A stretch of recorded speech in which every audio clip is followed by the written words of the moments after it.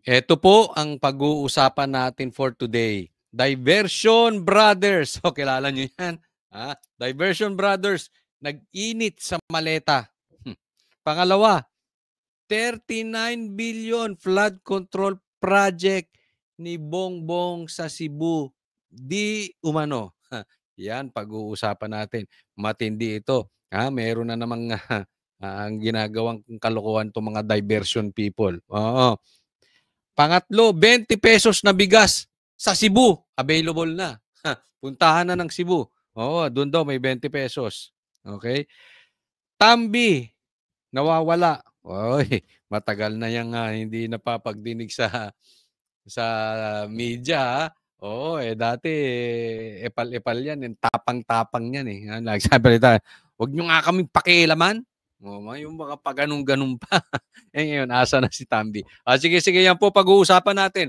Pero bago tayo magsimula, muli po tayo nagpapaalala na wag pong kalimutan, i-like po itong vlog na ito.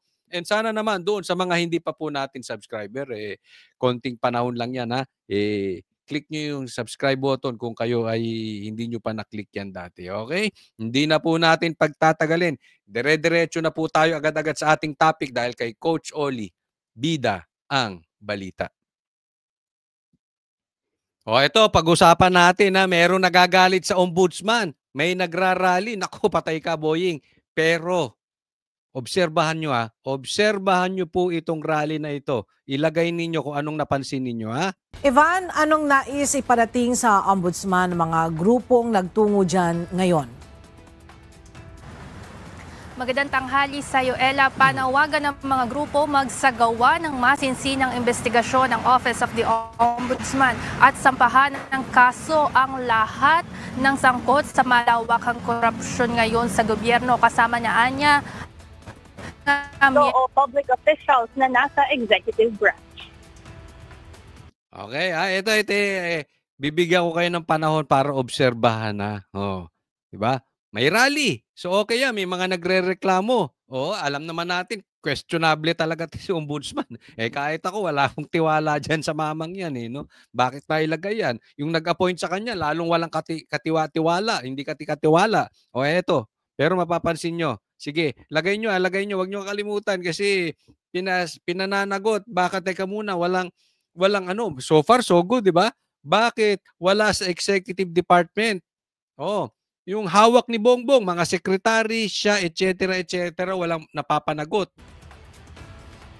Nagmarcha papuntang Office of the Ombudsman ang ilang anti-corruption group at disaster survivors upang iprotesta ang pagpapanagot sa mga sangkot na matataas na opisyal ng gobyerno sa flood control scandal. Ayon sa mga ito, nagkakaroon umano ng selective justice. Selective justice. Ibig sabihin, namimili sila kung sino lang ang hahabulin. Pinapaligtas yung si Bongbong Marcos at yung mga bata ni Bongbong Marcos. Si Ombudsman pagdating sa isinasagawang investigasyon dahil hindi na ipapatawag ang matataas na opisyal ng gobyerno. Kahit lagpas 100 araw na ang nakakalipas simula nang mag-umpisa ang investigasyon sa flood control anomaly. Kaya sumugod tayo dito sa Ombudsman dahil tayo ay tutol dito sa selective justice, mabagal na aksyon. Nangangamba tayo dito Alyansang Makabayan. Selective justice. Cover up na nangyayari. Kailangan ang investigasyon umabot hanggang sa mga pinakamataas na opisyal. Sa Senado, sa Kongreso, ang Vice President, ang Presidente. Ayon kay Palatino, kaya nila nasabing mayroong selective justice ang ombudsman ay dahil hindi umano umaabot sa executive branch ang nangyayaring investigasyon ngayon sa mga katiwalian. Sa nangyayari po ngayon, mukhang hindi umaabot hanggang Malacanang ang investigasyon. Kaya yan ang ating sinasabi na cover up at mabagal na aksyon na ginagawa ng ombudsman. Ba't di nyo pag-resignin si Marcos? Di ba? Sa tingin ninyo, may kasalanan si Marcos Bakit wala man lang nakalagay na Marcos resign? Ayan. Ibinintang rin ng mga ito sa mga si public officials. Si Sara. Dinamay pa. Nangyari sa Cebu saan higit 100 mga tao ang nasawi sa Bagyong Tino. Anila dahil umano ito sa kapawayan si Boying. ng mga nakaupo Oh, po sa gobyerno at mga substandard na flood control ayan. Tanong, ano napansin nyo? Ha? standard na flood control project. Sa kalalabas lamang na pahayag ng Office of the Ombudsman Ano napansin nyo? Bukod sa sinasali nila si Sara, ha? Kasi hindi naman dapat, wala namang flood control si Sara eh. Ano bang kinapuputok ng butsin yung mga animal? 'Di ba? Hindi ba pwede kayo mag-rally doon sa merong hawak, may kakayanan, may opisyal na responsibilidad doon sa mga ghost projects, doon sa flood control projects. Wala pong kasalanan, wala pong hawak na flood control project si BP Sara. Kung sasabihin lang nyo yung kanyang confidential funds, eh halatang-halata naman kayo, 150 million lang yon. At ito kapuna-puna. Doon sa pinakita kanina si Boying, si Bongbong Marcos at saka si Sara, teka muna, wala si Tambi? Ewan ko baka yung ibang flag may kasali si Tambi. Kaya lang kasi doon sa kanilang main, doon sa balita, doon sa kanilang main, wala si Tambi. Kasi parang yung rally nung itong mga pare, Madre, sila de Lima, etc., wala ring Marcos resign. Parang medyo nakakapagtaka yun Oo. Meron, mangilan-ngilan kami. Si Ka Eric. Di ba? Sumisigaw ng Marcos resign.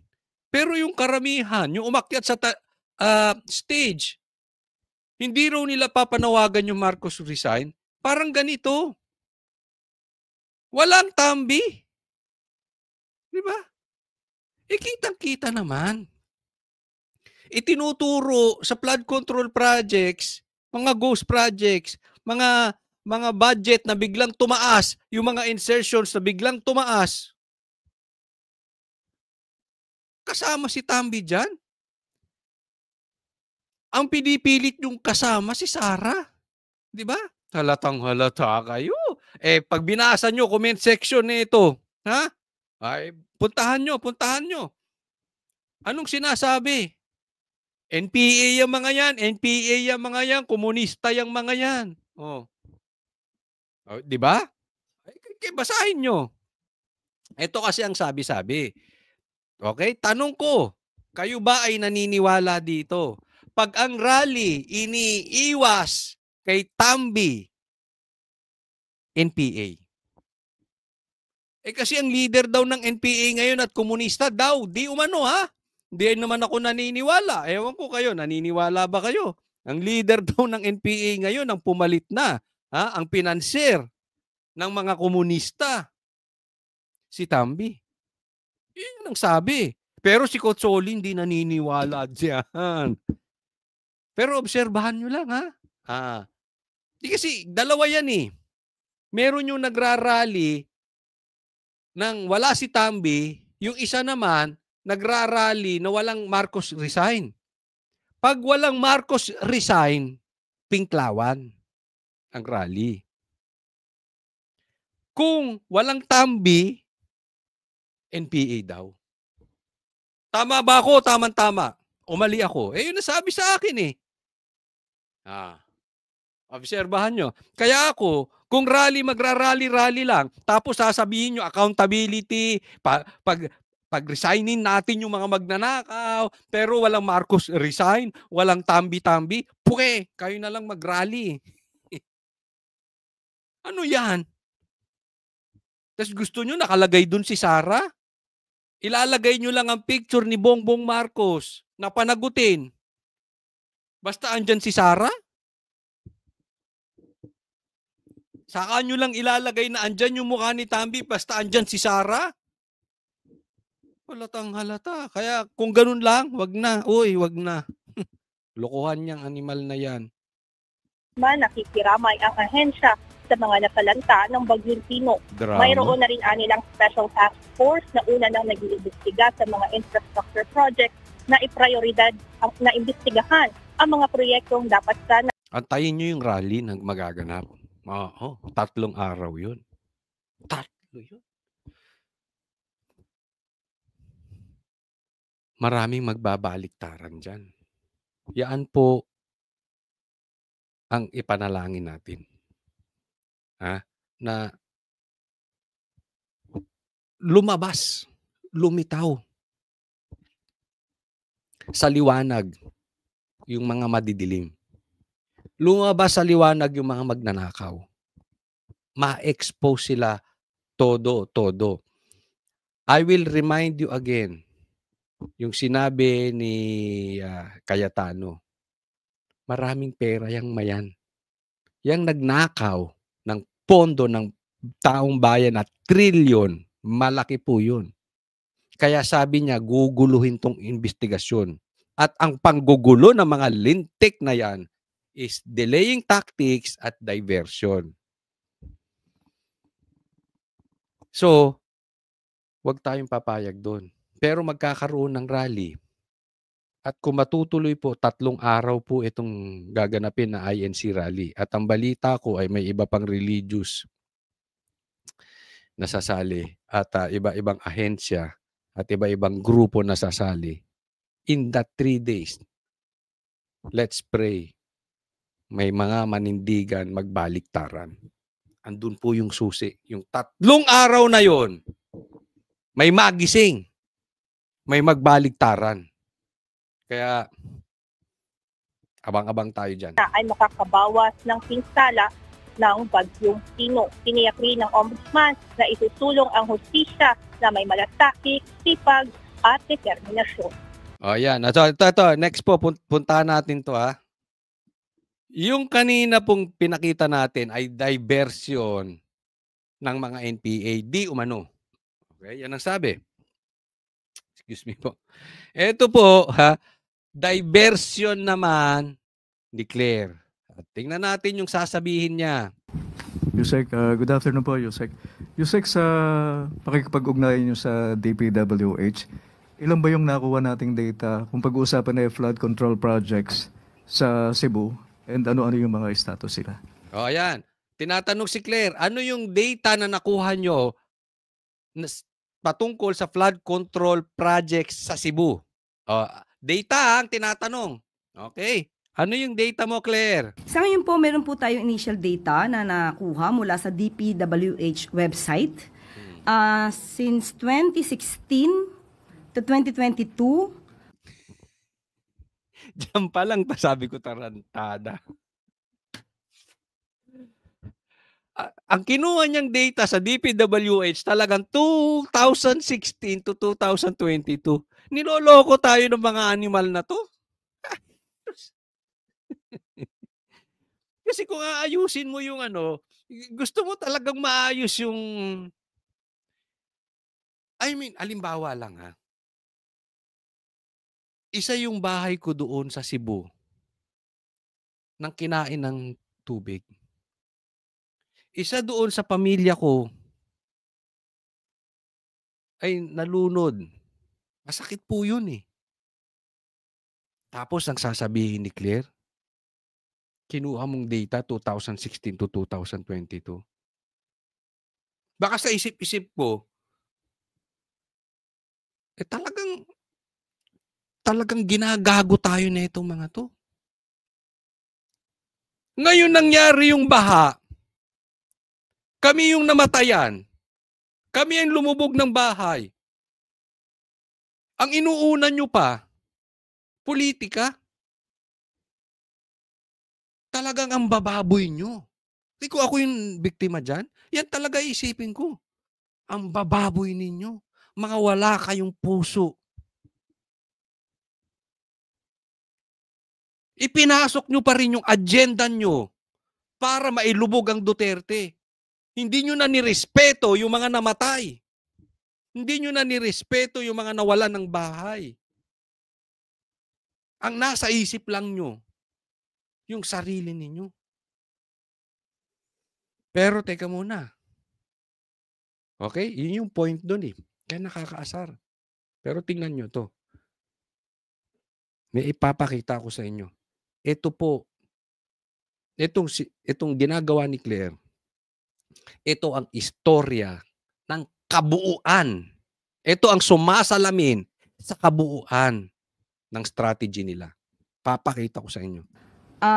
Lumalabas po na 343 flood control projects. Ayan, 343 flood control projects ng 2016 to 2022. Diretsuhin na natin. Ang ibig niya sabihin, 343 flood control projects nung panahon ni Duterte. Ayan na lang ha. Diretsahan na. Wag na tayong pabakla. Ang nagawa, dalawa po ang terminated dito. At ito na may makikita niyo po sa DPWH website. At sa panahon po ng 2023 to 2025, meron pong 168. Okay, so nung panahon ni Bongbong, 168 lang, ililista ko nga. 168 nung panahon ni Bongbong. O, 323 nung panahon ni Duterte. Diretsahan na tayo, wag na nating anuhin. At ang ongoing pa po ang 55. Pero kanina lamang po, bago po tayo sumalang po dito, ay mayroong pinadala po si Sec Vince ng latest data. At yun po ay mayroon pong mga flood control projects, hindi lamang po sa Cebu, kundi sa ibang mga rehiyon. At ipiprint lang po namin at ibibigay po sa inyo maya-maya po. Yusek, follow. Okay, so dito explain natin. Mabuti ha. Ito yung sinasabi kong salamin ng game plan nila. Ang sinabi nila, 323 flood control projects nung panahon ni Duterte. Kay Bongbong, 168 lang. Pero pag titingnan nyo yung amount, simula 2022, ay 2016 hanggang 2022, kung hindi nagkakamali yung aking utak, 1.2 billion plus 2.1 plus 2.4 plus 2.5, 1.5, eh nagkakahalaga ito ng 17 billion .021 noong panahon ni Duterte. Ulitin ko po. Humigit ko mo lang, computin nyo na lang. 17.021 noong panahon ni Duterte. Panahon ni BBM, 14.63 billion, 11.61 billion, 12.77 billion. Kung tama ang aking computation ng aking utak, 39 billion .032. Okay? Niloloko tayo nito si Claire. Bakit? Ang pinagtuunan niya yung dami ng flood control projects. Hindi po yun. Yung laki. Isipin mo, yung buong proyekto nung panahon ni PRRD, 17 billion lang. Nung 2023, 14 billion na. Isang taon, halos kaparehas ng 6 na taon ni PRRD. Ulitin ko, yung isang taon nila na 14 billion at yung yung 6 na taon na 17 billion ni PRRD, 6 na taon compared sa isang taon ni Bongbong, halos parehas. 14 tsaka 17, di nagkakalayo, di ba? Nakuha nyo? So anong style? Sisilipin nila, kaya kailangan pag nagsalita si Claire, silipin ninyo. Bakit? Isa lang ang tatamaan yan, yung siyang mintis. Isipin mo ang importante, yung amount. Kasi ngayon nalunod eh. So halimbawa, pumasok ako, Bongbong Marcos. Nakita ko, teka muna. Kulang itong flood control, hindi nito kakayanin yung problema dito sa Cebu. Kaya nga nagtaas kayo ng budget eh. First year pa lang. Pantay na halos nung 6 na taon ni PRRD. O sige, ayusin natin yan. Wala pa rin nangyari. Pangalawang taon, 11 billion. Pangatlong taon, 12 billion. Ang total niyan, 39 billion. Humigit kumulang. Panahon ni Bongbong. 17 billion lang kay PRRD, 6 na taon. So yung 3 taon ni Bongbong Marcos, doble ang flood control projects na perang kinuha nyo sa taxes ng taong bayan compared sa 6 na taon ni Bongbong, ni PRRD. Naiintindihan ninyo? Kaya don't ask. Don't shit us with that 323 flood control projects. Naiintindihan? No. Ano pang purpose? Bakit humingi kayo ng pagkarami-raming budget? 3 taon lang dinoble nyo yung budget nung panahon ni PRRD. Anong purpose nun? Para makabili kayo ng chopper? Para makabili kayo ng jet plane? Private jet? Para may bambayad kayo ng NPA? Ako yung nagtatanong lang. Para mahawakan nyo sa leeg ang mga dilawan? Anong purpose nun? Saan napunta yun? Diba? Kasi, di Bongbong, lumayas ka na dyan. Kasi kung ang gagawin natin lahat ng mali, isisisi mo sa nakaraan. Claire, anong purpose ng amo mo dyan? 3 taon na siya eh. Halimbawa, yung drug war ni PRRD. Hindi man siya nagtagumpay na nasiro niya ang drug problem ng Pilipinas. But significantly, luminis ang kalsada. Tama ba ako? Tama-tama. So yung na-create nung panahon ni Noynoy o panahon pa dati-dati, ang daming drugs. Hindi pwedeng gawin ni PRRD yun na excuse. Sinabi mo, lulutasin mo drug war eh. Hindi man niya nalutas ng todo-todo, pero bumaba. Significantly. Safe ang mga babae sa mga adik. Nagets nyo? May purpose siya ron. Anong purpose ni Bongbong Marcos?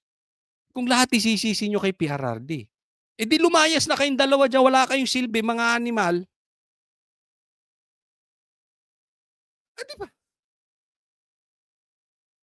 Ang gawin nyo, alis na kayo dyan, tapos maglagay na lang kayong tagabagsalita para pag may nangyari, ibintang nyo kay PRRD. Tapos. Di ako may tanong lang, this is a serious question. May parating na tag-ulan. Super typhoon. Ang balita namin tatama sa Ilocos Norte. Wag naman sana.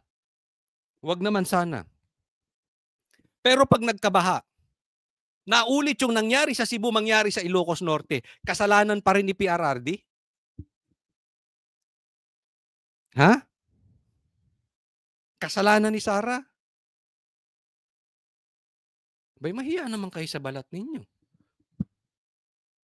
Walang backbone yung presidente nyo yan. Di ba? Magkakasubukan yan. Naintindihan nyo na kung paano tayo pinaiikot nitong mga to? This is not isolated case. Kaya yung inaalis nila si Tambid at si Bongbong Marcos, kasi ilalagay nila si Sara, kalokohan yun eh. Bakit? Hindi naman to unang nangyari. Doon sa insertion palang lumobo na eh. Nung panahon ni Bongbong Marcos, lumobo na ang insertion sa Kamara, diyan sa Legislative Department. Yes, dati meron, pero grabe ang ano ngayon. Di ba? So kung wala kayong planong ayusin tong gobyerno, huwag nyo nang dagdagan yung sakit ng mga namatayan. Kasi there is too much evil in your heart na gagamitin nyo yung sitwasyon para ipanglaban nyo sa inyong mga kalaban sa politika. Hindi nyo na iniisip yung mga nabiktima ng bagyo. May schedule na po ba si Pangulong Marcos para pumunta ng Cebu? Meron po siya. Pupunta po siya sa Cebu at ipagbibigay, alam ko na lang po sa inyo, ang pinaka-data at kailan ito Ito si Claire, pag kay Bongbong walang alam eh. Dumalaw na siya, di ba? Inabot siya ng 3 araw bago siya dumalaw. Pero laging ganyan, pag patungkol kay Bongbong, alanganin na sagot. Pero kay Sara, alam niya kung kailan wala sa bansa. gagawin. Pero pupunta po siya. Salamat po, Yusek. Next question, Bella Calyaso. Philippine Star. Good afternoon, yun. Ma'am, yung post po ng Cebu Governor, sinabi niya na we're flooded to the max. And yet, yun nga yung budget supposed to be para sa flood control, umaabot ng 26 billion. Ano pong reaction ng Palace dito? Okay. So, ang tanong dito, yung post ng Governor. Okay? Obserbahan po ninyo anong sagot ni Claire. Yun din naman po. Yan po ang dahilan kung bakit po nagpapaimbestiga ang Pangulong Marcos Jr. Dahil nakita niya po yung epekto, may mga budget na inilaan para dito pero parang hindi gumagana. Kaya mas maganda po na kung siya man po ay nagagalit, yan din po ang nararamdaman ng Pangulong Marcos Jr. At kung meron po siya pang mga alam, may mga facts, may mga data rin po, si Governor para dito mas na makakatulong sa ating gobyerno para mapanagot ang dapat mapanagot, yan po ay welcome. At hindi lamang po sa panahon ni Pangulong Marcos Jr. ng mga flood control projects ang dapat malaman. Dahil lumalabas po kanina yung initial data natin ay 343 flood control projects ang nagawa since 2016 to 2022. Naibalik pa, di ba? Di ba? Hindi niya na malaman kung anong sasagot niya eh. Pero kailangan ibalik niya kay panahon ng Duterte. Mismo ka talaga. Etong tao na to, wala tong kayang sagot nang hindi idadamay ang Duterte. Yan lang yun. Kasi hirap na rin eh. Minsan naiintindihan ko siya eh. May kahit ako nasa kalagayan niya. Paano kayo pagtatanggol si Bongbong? Iniisip ko eh. Kung ako ba nasa kalagayan niya, una kong naiisip, hindi ko tatanggapin. Kung sakali ako, hindi ko tatanggapin. Pero kung nga rin for discussion purposes, di ba? Natanong kasi ako niyan eh. Intindihin niyo si Claire. Natanong ako ng isang vlogger. Hindi ba dapat intindihin niyo? Kasi parang abogado daw. Kasi yung abogado, natural, may kliyente yan, ipagtatanggol niya. Diba? Ang kinaibahan, yung abogado, ipagtatanggol niya yung kliyente niya. Pero hindi niya ibabato sa kapitbahay o sa nakaraan.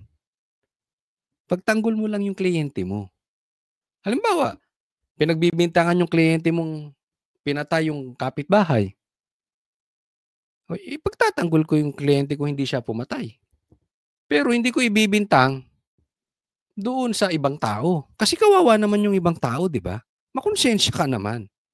Pagtanggol mo na lang yung kliyente mo. Kaya lang ito, siguro dahil no choice eh. Paano niya ipagtatanggol? Kaya ako, sa tingin ko, mayaman na to si Claire.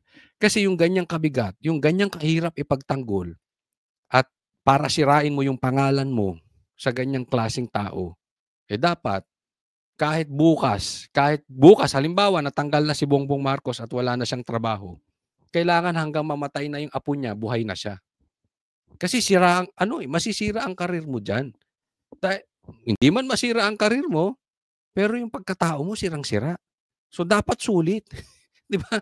Dapat sulit ang kikitain mo. Kaya sa tingin ko mayaman na ito. No? Opinion ko lang naman yun. Pero, di ba, yung sabi, intindihin nyo si Claire, hindi pwede kasing intindihin eh. Dahil, paano nga naman niya ipagtatanggol? Talagang kalat tong si Bongbong Marcos. Pero yung ibibintang pa sa iba, pangit. Sa Cebu, mula sa 1st District, 2nd District, 3rd, 4th, 5th, 6th, 7th hanggang sa city. So dapat din po itong makita dahil kung meron pong 343 flood control projects noon pa man, dapat po sana ay gumagana ito. So pagtulong-tulungan po natin. 3 beses niya inulit. Pinasok niya lahat. Sa bawat question, pasok. Alam mo, ito ang ibig sabihin ng desperation. Alam niyo kung bakit? Kasi yung kliyente niya hindi tatayo on itself dahil madumi. Kasi kung ang kliyente mo talaga is not guilty, he can stand on the personality or the character of his client. Hindi mo na kailangan mag-iba-iba. Hindi mo na kailangan magpaulit-ulit patungo sa iba. Kasi halatang halata eh. 'Di ba? Na hindi mo maano yung kliyente mo, hindi mo maipagtanggol. So kailangang ilipat mo. Desperation act na ito nila, Claire. Next po tayo. Ito, pag-usapan natin, pinag-iinitan nung Diversion Brothers, di umano. Di umano. Yung maleta. Mainit sila dun sa maleta. parang masama ang loob, hindi sila nakatanggap ng basura. Ang tawag nila dun basura eh. Pero yun yung maleta ng puno ng pera. Pag-usapan natin. Si Gutesa, hindi ba, tumestigo. So ang una nakita nila, notaryo. Pero lately, mukhang pati brand yata ng maleta. Kino-question. Kino-question na. Ang gago niya itong Diversion Brothers na to, no? Si Gutesa, ang itinurong magnanakaw, si Tambi tsaka si Saldi. Ang gustong imbestigahan nitong Diversion Brothers na si Tito Soto tsaka si Lacson, si Gutesa, si Marcoleta, si Chis Escudero, etc. etc. Abay ngayon, yung maleta naman, ibang klase, no? Dahil sabi ng isang... So hindi sila interesado talaga na mapagsino kung sino talagang mastermind. Lahat yan yung sinasabi ko dati pa. From the get-go, sabi ko, amoy na amoy ko itong mga ito. Tayo, nanggagalaiti tayo. Gusto nating maparusahan, hindi yung mga bubwit, kundi yung mastermind. Etong mga to, hindi talaga sila interesado sa mastermind. Actually, to the contrary, iniiwas nila doon pa sa mastermind. Gagawin para lahat, kahit sino ang gagawa ng paraan, nalilitaw, ganyan ang gagawin namin sa inyo. Sabagay. So madi-discourage lahat ang mga tao nalilitaw sapagkat ganun ang kanilang gagawin. Ito nga sinasabi ko. Halimbawa, isa ako doon sa mga kontraktor. At alam ko ang talagang mastermind ng nakawan dyan ay hinahatiran ko ng pera ay halimbawa si Tambi. Tapos idadalin sa Malacanang kay Bongbong Marcos. Magsasalita pa ba ako? Hindi na. Kasi instead na etong Senate, etong Blue Ribbon, imbestigahan yung ituturo kong si Tambi tsaka si Bongbong, ang iimbestigahan ako. May ano ito? Para akong nagbitay. Para akong nag-suicide, di ba? Dapat nga, para maayos natin yung problema, hindi ko sinasabi na yung nagnakaw na kontraktor ay hindi maparusahan. Kung may kasalanan sila, parusahan. Pero pakinggan muna natin sila para dalhin tayo doon sa mastermind. Hindi eh. Ang sinisilip natin yung mga bubuhit. Diba? Lahat ng pwedeng ilabas. So, masasabi ba natin na ang mga taong ito interesado na malaman ang totoo? Hindi. Ang pinagmulan ng lahat ng ito, sino ang may kasalanan nito, sino ang promotor nito, sino ang author ng lahat ng ito, interesado ba sila? Mukhang ang interest nila, Sen, ay makaligtas sila. Pigilan magsalita. Makaligtas sila. At ngayon nga ay nililin lang nila yung mamamayan, ibinabaling sa iba't ibang mga pamamaraan, di ba? Dinadaya para lamang mapagtakpan. Kaya kasi ganito, may mga nagsasabi, Coach Oli, normal yun. Kasi 'di ba, tingnan mo, pagdating sa korte, 'di ba, titingnan mo rin yung mga nagsasabi ng mga testigo at ano bang ginagawa ng kabilang abogado? Dinidiscredit, 'di ba? Para malaman kung yung testigo ay credible. 'Di ba? Sa husgado po 'yun. Ito po kasi Blue Ribbon Committee. Itong mga senador na to, si Lacson ay para siyang, kumbagat ikukumpara mo sa hukuman, para siyang judge. Ang nangyayari dito, itong si Tito Soto at saka si Lacson, kung ikukumpara mo, parang nagiging abogado ni Tambi. Nagigets? Dapat as a judge, kunin mo yung sinasabi nito, imbestigahan mo ito, paharapin mo ito, kasi ito yung sinabi nung paano mo sasagutin yan, pasagutin mo yung sinabi noong witness. Hindi yung ikaw ang gigiba doon sa credibility ng testigo. Abogada ko ng kabilang. Ang tanong, kliyente mo ba Black Pinky? Tuta? Ito si Tambi? Ganun na nangyayari rito eh. Tayo hindi naman abogado pero simple lang naman to. Ang gumigiba doon sa hindi naman yung judge. And at the same time, hindi kayo korte. Ba't ko sino dapat tinatanggap nyo lang. Sino pang magiging resource person? Kung yung tao, sabi nga, sa lahat ng mga humarap doon, si Gutesa ang walang kasalanan. Wala namang nakurap yan eh. So, halimbawa, yung mga walang kasalanan, magsisilabasan pa yan? Hindi na. Idadamay nyo eh. Sinong gusto pa mag-resource person? Silang ididiin. Di kasama pa sila dito sa circus na to. Bihira naman kayo. Pahirap na nga yung magnanakaw. Pinahihirapan nyo pa. Paano tayo maaayos nito? Kaya ako minsan hindi ko maintindihan yung ibang vloggers eh. Dapat kahit ano man ang kulay mo, pula ka, asul ka, dilaw ka, dapat hindi natin pinipigil papunta roon sa mastermind. Kanilang mga gagawan. Marami pa eh. Ito next po, tingnan natin. Okay, ito gusto kong obserbahan ninyo yung sagot ni Tutasen ha. Obserbahan nyo. Kasi tinatanong siya patungkol doon kay Tambi. Importante bang mapaharap si Tambi sa Senado, sa Blue Ribbon? Obserbahan nyo kung paano sumagot si Tuta. Former Speaker Martin Romualdez actually show up at the Senate Blue Ribbon Committee hearings? He's only been mentioned once. Once lang daw na-mention si Tambi. Hindi. Yung pinalitan mo nga eh. Nag-play pa eh. Si Chis Escudero, di ba? Pinalitan mo as Senate President, sinabi niya rin eh. Ng mastermind, ito, si Tambi. The name that cannot be mentioned, anong once lang? Sinungaling ka talagang sinungaling ka talagang kabisote. Kabisote ba yung tawag sa kanila noon? Kabituloy.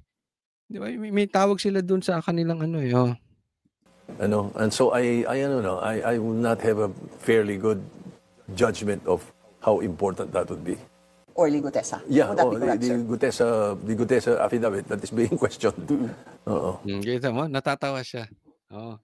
So hindi niya makita ang importance na paitawag si Tambi kasi isang beses lang daw nasabi ni Gutesa.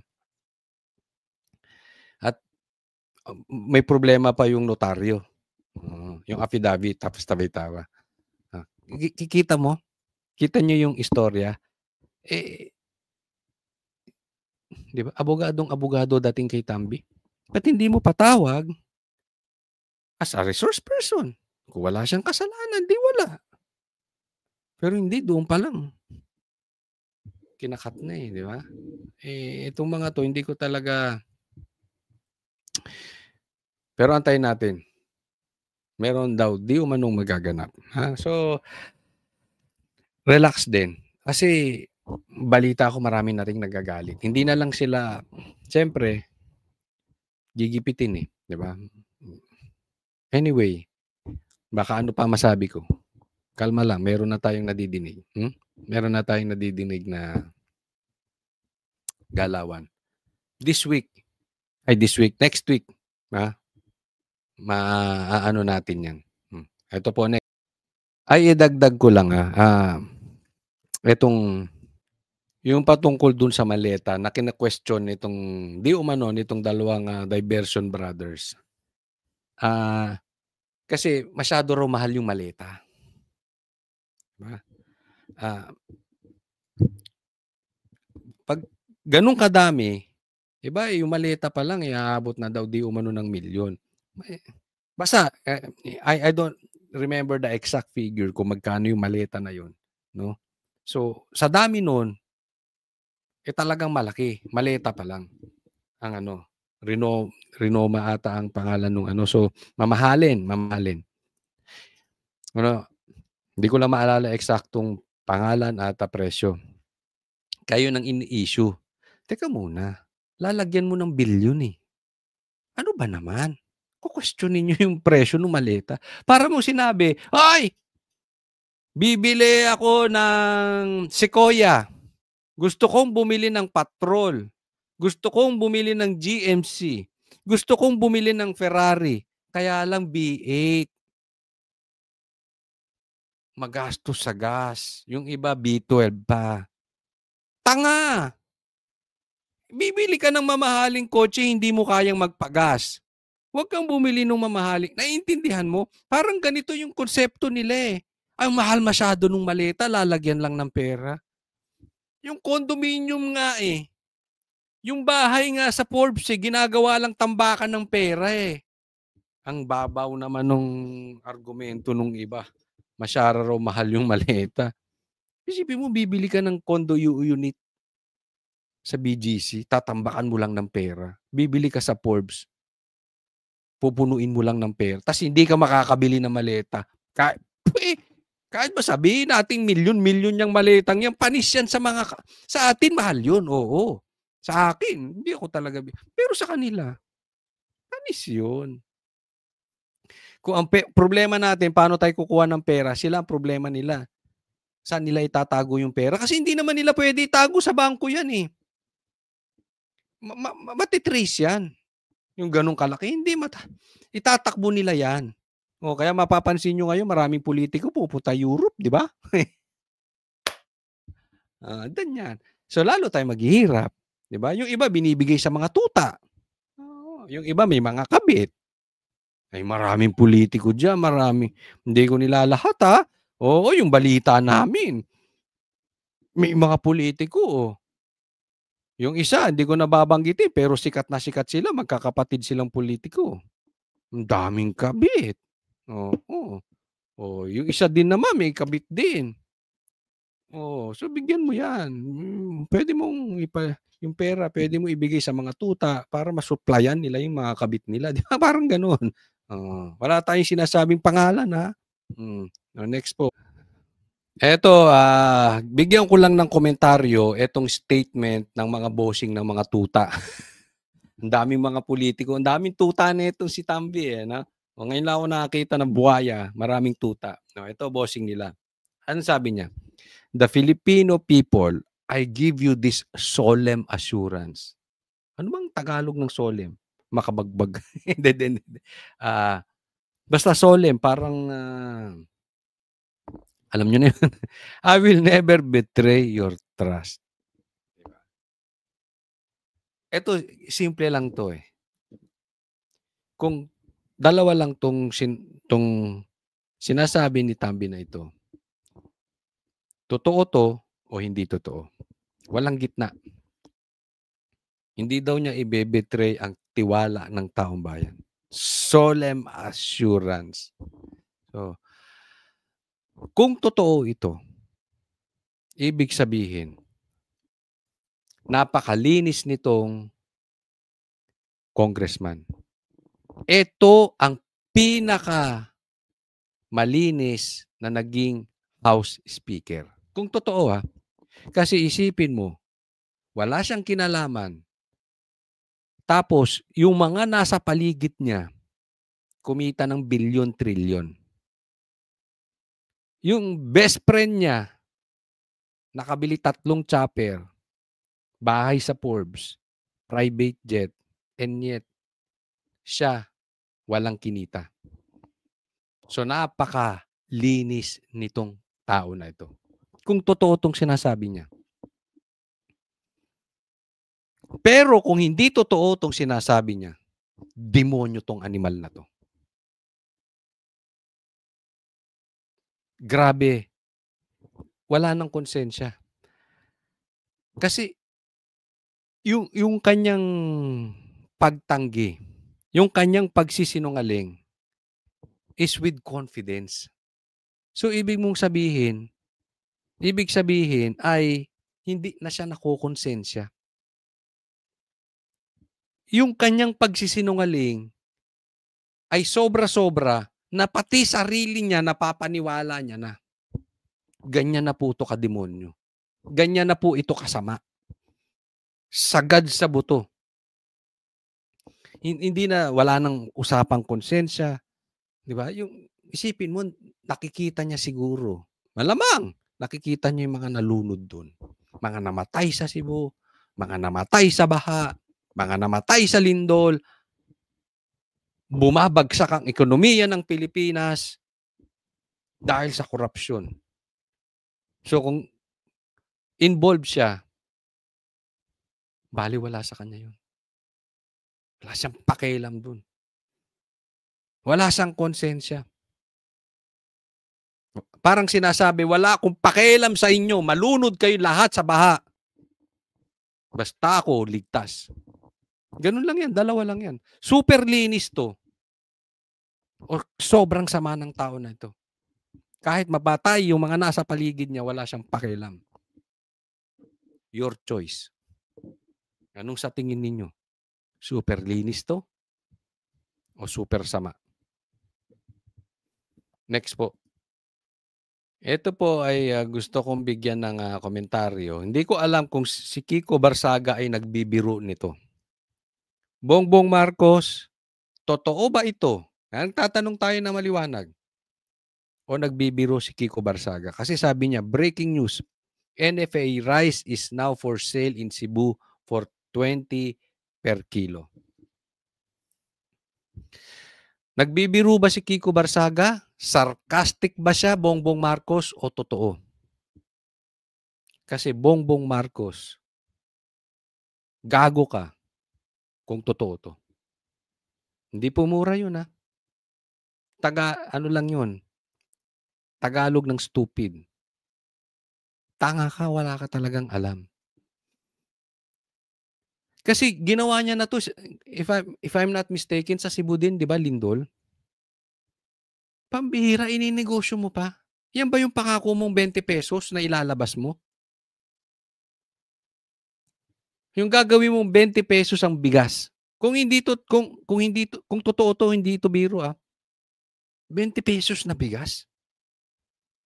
Yung pala, gagawin mo sa mga nasalanta ng bagyo lang, sa mga nasalanta ng baha. Dapat nga bigyan mo ng libre yan. Ininegosyo mo pa. Pag naman talaga ito, isa pa tong walang konsensya. Talagang kayo magpinsan, wala kayong konsensya kung ito'y hindi biro, kung ito'y may katotohanan. Isipin mo, inulit mo pa. Oh.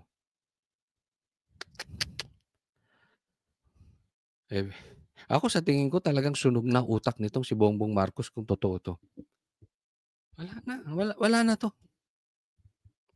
Wala nang future ang Pilipinas. Sunog na to. Next po. Ito po. Tingnan po natin, sabi, Consulate General of the People's Republic of China in Cebu. We are donating water and canned foods to the families affected by Typhoon Tino, wishing Cebuano strength and hope. Buti pa yung consulate ng China nag-donate.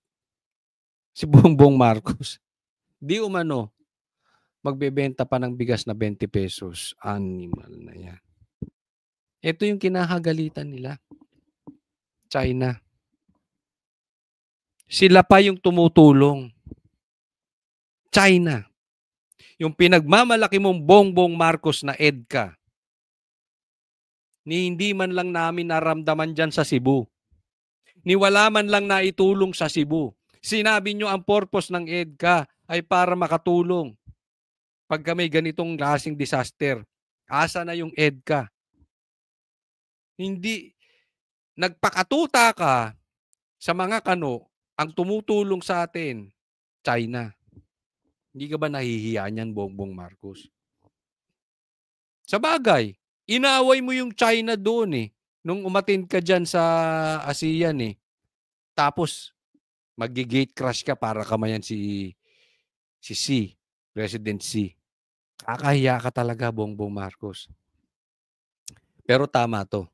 Tama itong ginagawa nitong consulate ng China. Consulate General of the People's Republic of China. In goods po, wag kayong magbibigay ng... Ito parang insulto to sa gobyerno natin. Hindi sila magbibigay ng pera. In goods po ang kanilang ibibigay.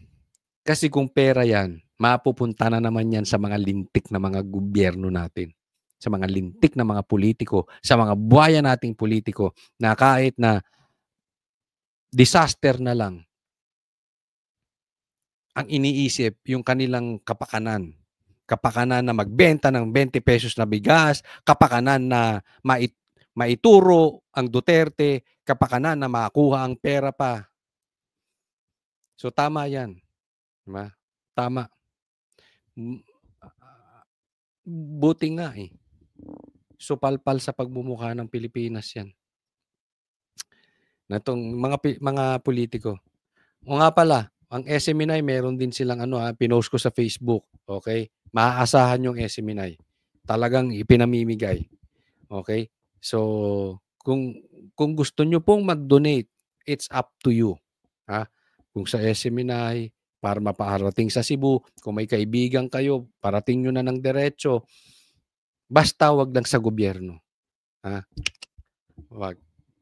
If maaari, in kind, in goods, or idiretso na. Okay? Ito, tingnan natin. Si Bongbong Marcos ang tulong. After 3 days na nasalanta ang Cebu, ito si Bongbong Marcos. Pumunta ron at nag-photo op. Ito na naman siya yung mga payuko-yuko, patingin-tingin sa helicopter. Ito naman yung paturo-turo na naman. Tingnan mo yung kuha rito, di ba? Parang may harang. Diyan lang kayo, dyan. Ayos kayo. Iposisyon nyo yung mga bata dito. Posisyon. Yun lang ang kinuhanan ng camera eh. Yun lang. Si Bongbong Marcos lang, tapos konting crowd.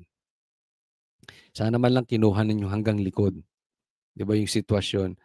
Kasi yung bang halatang-halatang parang mema lang, may masabi na may ginawa siya. Kita mo, parang may harang. Ito, yung inaapakan niya. Harang. Dito ako. Kayo dyan na mga madudumi, dyan lang kayo. Tapos kunwari, kuna ng picture, kunwari kinakausap, kunwari concern, kunwari tutulong, di ba? Pero huwag kayong lalapit. Kayo lalapit, dyan lang kayo. Children, distance. Distancia amigo. Di ba? Halatang halata. Ito, paturo-turo. Akala mo nagbibigay ng instruction. Hindi. Walang alam yan eh. Anong tulong na ibigay niya? 20 pesos na bigas, magbebenta. Ano pa? Ano pa ba? Ano pa naku? Mahuhuli ba? Di ba anong ginawa nilang ng kanyang spokesperson na tinaguan niya sa palda? Sinisipa Duterte. Imbis na habulin niya. Tignan mo itong loko-lokong to. Imbis na habulin niya. Yung sino nag-ghost projects o sino yung gumawa ng flood control nung kanyang panahon, habulin niya. Ipakulong niya. I-serve niya yung justice. Hindi, tinuro na naman ng Duterte. Inutil talaga no? Wala talagang kwenta tong tao na to. Pambihira. Ito lang, meron akong gustong bigyan ng komentaryo. Patungkol ulit dito kay Bongbong Marcos. Pag-usapan po natin itong sinabi ni Chua. Sabi niya, President Bongbong Marcos is doing the hard work. Sip-sip! Namamatay na mga Pilipino, nalulunod na, doing the hard work. Anong hard work doon? His approach is saving lives. Paano? Sinong nasave niya? Namatay. Naganda lunod-lunod. Anong nasave? Saan siya may na-save? Not just making headlines. Marcos does the work with all his heart. not for praise or media noise, but to say Filipino. Bakit, paano mo naman pupurihin? Ikaw lang ang pumupuri. Naman to si Chua, napakasip-sip no? Kulang ka na sa budget. Ha? Baka magalit sa'yo si Tambi. Kasi kapupuri mo kay Bongbong Marcos, lumininis si Bongbong Marcos.